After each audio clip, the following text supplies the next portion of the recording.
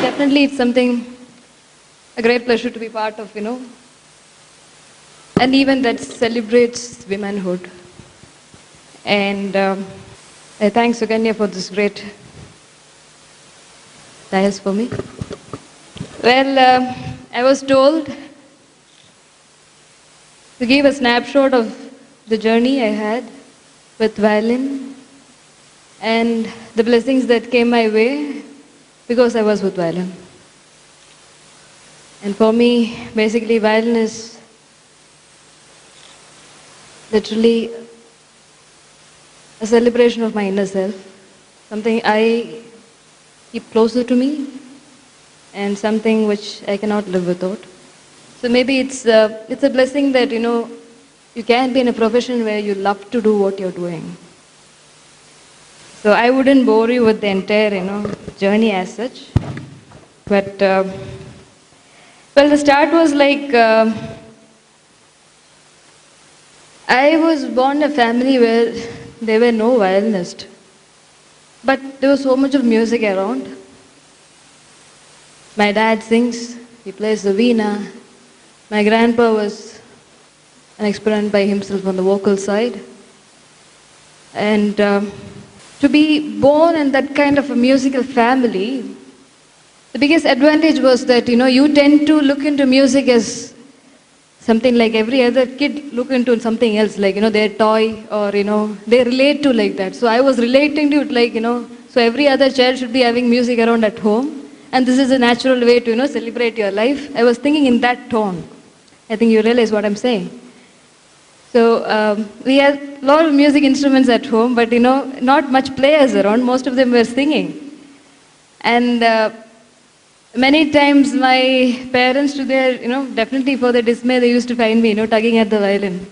The least they were bothered was to teach me. They were more into, the healthy state of the violin, so they were thinking on that line. And they tried all that they could, to see to it I was, away from it rather than breaking it. But instead of, definitely the noises that should be coming around, since father being a musician, so he sensed that there is a music that's happening. And my initial start with art was like that. I was trying to imitate what my dad was singing. So I was trying to imitate all that on my violin. And to be frank, even more, with such an unconventional beginning, you had the liberty to experiment, So it was like I was trying all that is around, any sound you hear, try to imitate on the violin, anybody singing next door, try to imitate them, or, the sound of the car outside, how to bring that out of violin, stuff like that. There was a lot of freedom around, and I think that helped immensely in the initial stage so that you don't look into it like any other kid will look into it, like a summer school, item. They have so many items in their summer school time, you go for painting, you go for dancing, you go for swimming, such a long list. And for me, it was more like, okay, this is my toy and celebrate with it. And that's the starting phase. And when my father found that, there's so much of interest in this instrument that he finally thought, okay, it's better I, get a master. So, but then by that time, I was trying out quite a lot of stuff, that by the time master came, I was on stage. And he used to come in that conventional mode of thinking where he was thinking, okay, start with the basics, then go, step by step by step. And whenever my master was around, I used to play all the beginning, practice sessions, stuff like that. When he's not around, I was trying all the pieces for the event, for the shows, stuff like that happened. And from, say, my 9th year, I'm on stage playing. To be frank, the experience was, so far is, I think, a blessing of sort, to be with music.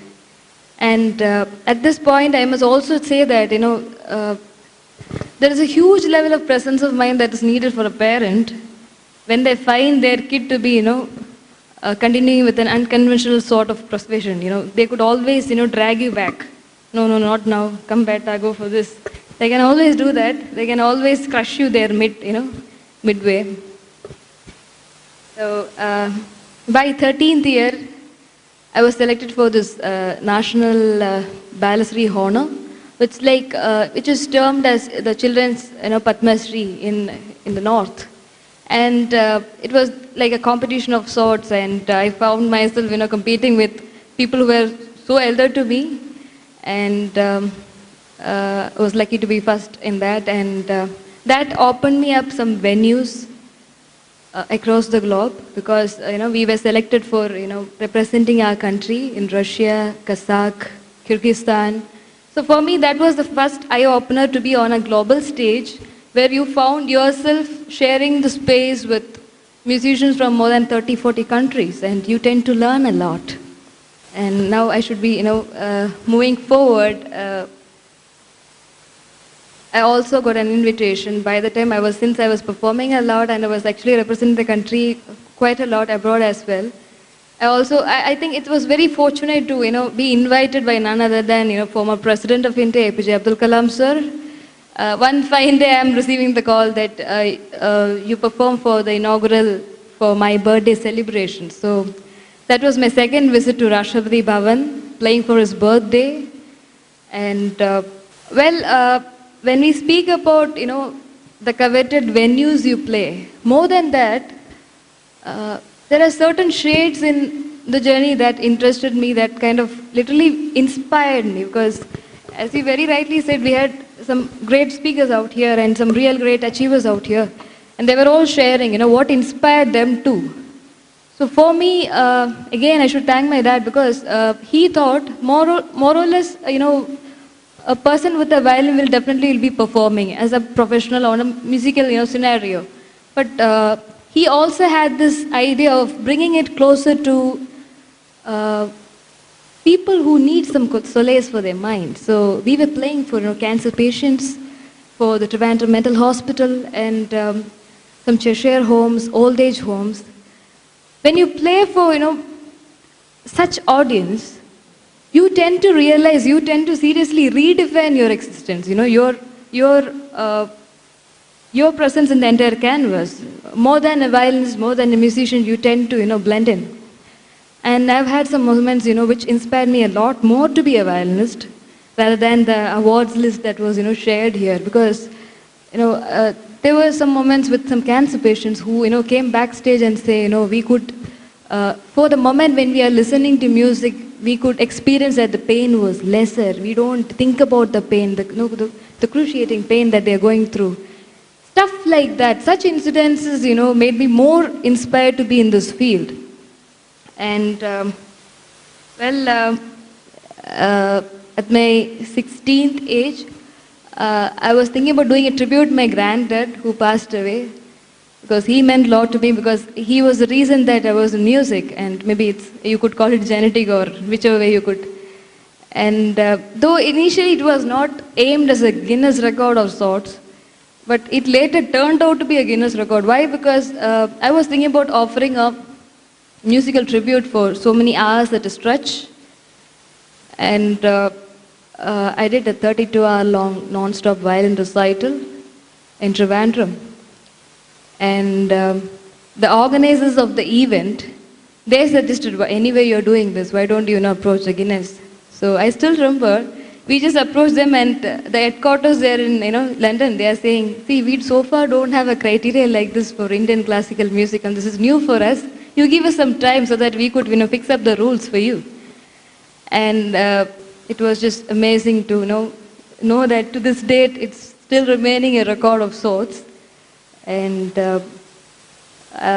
within about 2 weeks, I'm getting the certificate that you're a Guinness record holder. That was amazing, because I wasn't intending on that gear. It was more of a musical experience for me rather than a record experience. And later to move on, definitely you must be thinking, how do you manage your education and your music? This is a crucial question. Most parents will ask, or most parents will be thinking. I think it's up to the individual or the kid to realize to a great extent that, if you are comfy with some particular field, to a great extent, I think the elders can let them go there in that field. Only thing provided, you also facilitate their grooming in, neuroeducation side. I always felt, I call it genetic defect, but my parents call it genetic boon. Because, kind of nerdish of sort, I used to have good score throughout. And for many kids, they'll say this as a celebrated moment. For me, it is quite a depressing moment. Why? Because you are expected to be doing well in your exams because of this. You have a good track, and people will be trying to manipulate my parents' wishes, like see, she is pretty good in her studies. Why don't you let her continue here? Why is she still fiddling around? And I had to convince both ends, both my parents and my teachers. See, I'm fine here. I'll do well with my records. So, and in Kerala, in school time, there's something called Onam celebration in Kerala. And you must be familiar, for Malayalis, Onam is like the visit of their traditional king, the King Maveli. He'll come only once in a year. In my school, my teachers used to call me Maveli. I'll come very rarely in class. I was more known for my absence rather than my, presence in class. And later, from that school period of that Maveli tag, in college, I studied in Chennai, and in college, it was even weird. They called, the professors themselves called me guest professor, guest faculty coming once in a while, doing the rounds and leaving, escaping. I was, renowned for my absence rather than presence in class. But thanks to, certain facilities that, you could learn, because my parents thought that she can manage, so let her be given that kind of, room for growing in her art too, rather than, crushing her hopes, her dreams, and just make her, just do the round-the-clock stuff. And just now I cleared my MBA, and it was just amazing to know that, you could do both fields. This is some area where many people think, they should not let their kids continue with their dream. They think, education is at stake. It's not at stake. Many times this is a blessing that you'll be more alert, you can learn more, you can be more into time saving, time management. And for me, this is the way I was balancing both the strides. And in college, with all this, crushing schedule, you tend to practice so many hours, you are performing, you are never in class, you get these all fabulous tags, and along with that, I found myself to be, hailed as youth icon by so many reputed magazines like Verve, Femina, India Today, The Week. The Week was most stunning because, I was sharing the space with Sachin Tendulkar. I was so happy. Oh, great. Next page is Sachin Tendulkar. Good. Not bad. After all these tags, you tend to relate. Okay, after all, going through all these tags, okay, you're here. Fine. This moment, I must say, when you analyze yourself, through all this journey, I think I'm still... when she said, she got the CNN IBN Youth Icon Award, and I think this is the lucky bird for me, because the Women's Pair, the moment she called up, that day evening I got this call from Forbes saying that you're elected for this year's Youth Icon. I think that's a lady luck for me. And I think to this moment I must say that what is more dearer to me is I think I'm still that little kid, that 9-year-old who was celebrating life with the violin. I think that is what make me continue. And at this gesture, I should say, anybody, if they love what they do, I think that's more than enough to be successful. I think that will celebrate by itself. And we have so many shining examples over here, And that amazing talk on dark is beautiful. Really amazing to share, such kind of ideologies out here. In a world where we are trying to differentiate as far as possible, many times music, sports and all will crusade through.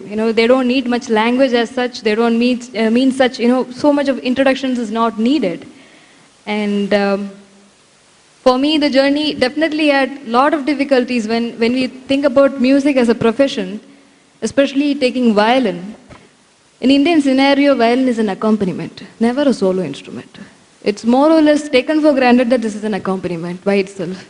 And to, succeed from the beginning playing as a solo artist was like so much of work, so much of pressure on your front to excel yourself. And also I think many people say it is great to be the daughter of a legend.